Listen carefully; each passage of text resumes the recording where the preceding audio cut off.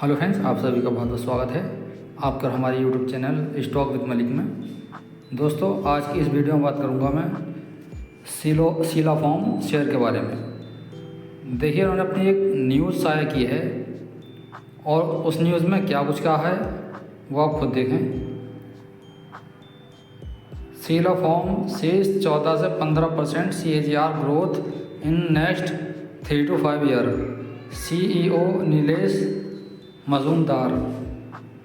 तो कंपनी ने भरोसा दिलाया है अपने शेयर होल्डर को और मार्केट को कि शीला फोम आने वाले 3 से 5 साल के अंदर 14 से 15% के CAGR के हिसाब से ग्रोथ करने वाली है। Sheela foam which owns two leading mattress brand sleep well and Kurlon expect a double digit CAGR growth of 14 to 15% in the short to mid term. कम समय में कंपनी 14 से 15% के CAGR के हिसाब से ग्रोथ करने का दावा कर रही है। तो ये तो उनका दावा हुआ और ये न्यूज़ हुई। अब देखते हैं शेयर के अंदर क्या कुछ हो सकता है, शेयर के फंडामेंटल कैसे हैं, खरीदने के लायक है या नहीं है। चलिए अब चलते हैं शेयर पर, अब पूरी इसकी डिटेल देखने की कोशिश करते हैं। अब देखिए, इसकी मोटी मोटी जानकारी निकालने की कोशिश करें। सबसे पहले कंपनी का देखें हम मार्केट कैप। कंपनी का मार्केट कैप मात्र 9,925 करोड़ रुपए का है, जो कि एक स्मॉल कैप कंपनी है। वहीं PE देखें तो PE 60 का है, तो कहीं ना कहीं शेयर PE के हिसाब से महंगा मिल रहा है। रिटर्न ऑन इक्विटी कैपिटल देखें तो 9 का है, ये कोई ख़ास नहीं। बुक वैल्यू इसकी 269 रुपये की है और करंट प्राइस 913 रुपये का है। तो देखिए, इसके अंदर जो अब तक मैंने आपको बातें बताई वो ठीक ठाक हैं, ना ज़्यादा अच्छी हैं और ना ही बेकार कह सकते हैं। लेकिन जिस चीज़ पर मैं सबसे ज़्यादा फोकस करता हूँ वो करता हूँ मैं इसके 52 वीक हाई और लो पर। तो देखिए, इनका लो 854 रुपये का और हाई 1370 रुपये का है। तो अपने हाई से काफ़ी गिरावट पे मिल रहा है इसे और लो के आसपास ट्रेड करने को मिल रहा है हमें। अपने लो और हाई के बीच में काम कर रहा है, लेकिन लो की तरफ 1 वीक लो की तरफ इसका ज़्यादा झुकाव है, मतलब 1 वीक लो के आसपास ट्रेड कर रहा है। तो कहीं ना कहीं जहाँ तक मेरी नॉलेज कहती है, इसके अंदर खरीदारी करने का वक्त तो है, लेकिन पहले खुद की रिसर्च कर लें।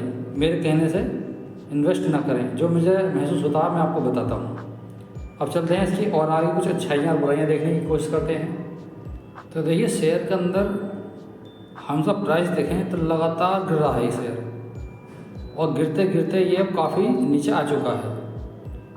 लेकिन अब इसके अंदर आपको ये इंक्रीज दिख रहा होगा, उसका प्राइस अभी शेयर ऊपर बढ़ रहा है। साथ ही साथ इसके अंदर देखें तो वॉल्यूम भी काफ़ी अच्छा रहा है। ये आप देख रहे हैं इसकी इमारत, ये वॉल्यूम है, वॉल्यूम भी अच्छा आ रहा है और शेयर का प्राइस बढ़ भी रहा है। तो ये पॉजिटिव साइंस है, किसी भी शेयर के लिए ये अच्छा साइन होता है। और शेयर का प्राइस बढ़ रहा है और उसके अंदर वॉल्यूम भी अच्छा आ रहा है, तो एक अच्छा साइन माना जाता है। और प्राइस गिर रहा है और वॉल्यूम बहुत तेज़ आ रहा है, बहुत तगड़ा आ रहा है, तो समझ लीजिए ये निगेटिव इसके साइन हैं कि इस शेयर के अंदर बहुत तगड़ी गिरावट होने वाली है और हो रही है। और ये बेहतरीन, जिसे कहते हैं बेहतरीन गिरावट और बेहतरीन उछाल माना जाता है जो वॉल्यूम के साथ होता है किसी भी शेयर के अंदर। बाकी कुछ और चीज़ देखें, इसके प्रॉस और कॉन्स की बात करें तो देखिए, कंपनी के अंदर अच्छाई कोई नहीं है, बिल्कुल ज़ीरो है। वहीं बुराइयाँ देखें तो बुराई सबसे पहले वही जो मैंने अभी आपको उसका PE रेशियो बताया था 60 का, जो महंगा है। Stock is trading at 3.40 times it's book value, लगभग 3.5 गुना अपने प्राइस से ये शेयर महंगा मिल रहा है। और दूसरी बुराई देखें इसकी, thought the company is reporting repeated profit is not पे आउट डिविडेंड। तो कंपनी लगातार प्रॉफिट तो कर रही है लेकिन अपने शेयर होल्डर को डिविडेंड नहीं दे रही। तो ये आप अच्छाई भी समझ सकते हैं, बुराई भी। मैं इस बार बुराई को बुराई नहीं मानता, कंपनी प्रॉफिट में है, यही काफ़ी है। तीसरी बुराई कंपनी की, the company has delivered a poor sales growth of 7.62% over past 5 year. पिछले 5 साल में कंपनी मात्र 7.5% के हिसाब से ग्रो हो रही है। तो ये अच्छी बात नहीं किसी भी कंपनी के लिए।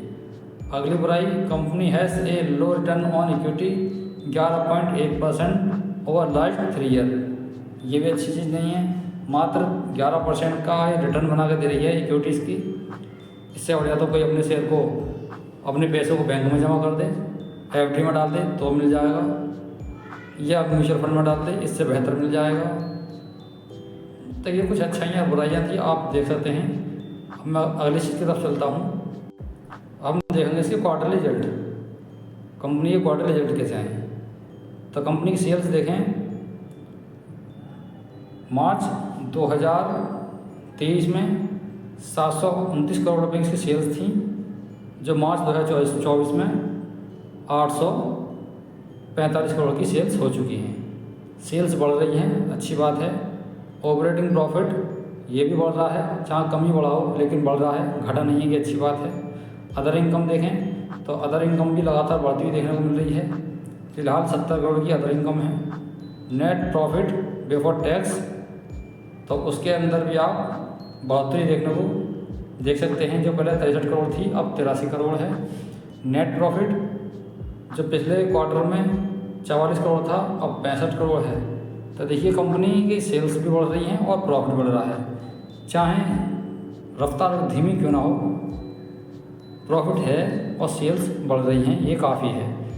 इससे बेहतर है कि कंपनी के अंदर घाटा हो रहा हो और उसकी सेल्स नहीं हो रही हो और प्रॉफिट के अंदर कमी आ रही हो, लेकिन प्रॉफिट बढ़ रहा है, चाहे धीरे धीरे बढ़ रहा है, ये अच्छी बात है। अब देखें इसका हम शेयर होल्डिंग पैटर्न। तो देखिए शेयर होल्डिंग पैटर्न इसका जून 2021 में प्रमोटर की होल्डिंग 72.95% थी, जो अब घटकर 65.48% की हो गई है। पिछले 3-4 साल में इन्होंने अपनी होल्डिंग कम की है, कोई बात नहीं है, फिर भी 65% की होल्डिंग है, कोई दिक्कत वाली बात नहीं। 50% कम से कम प्रमोटर के पास होल्डिंग होनी चाहिए। वहीं एफआईआई की बात करें तो एफआई वालों के पास जो 21 में 1.43% थी अब 6.32% है। ये शेयर के लिए पॉजिटिव न्यूज़ है और पॉजिटिव बात है कि एफआईआई इसके अंदर अपनी होल्डिंग बढ़ा रहे हैं। वहीं डीआईआई की बात करें तो 21 में 23.84% थी अब 24.52% की हिस्सेदारी है। तो डीआईआई देख लें या एफआईआई देख लें, तो उन्होंने अपनी हिस्सेदारी बढ़ाई है, ये बहुत अच्छी बात है।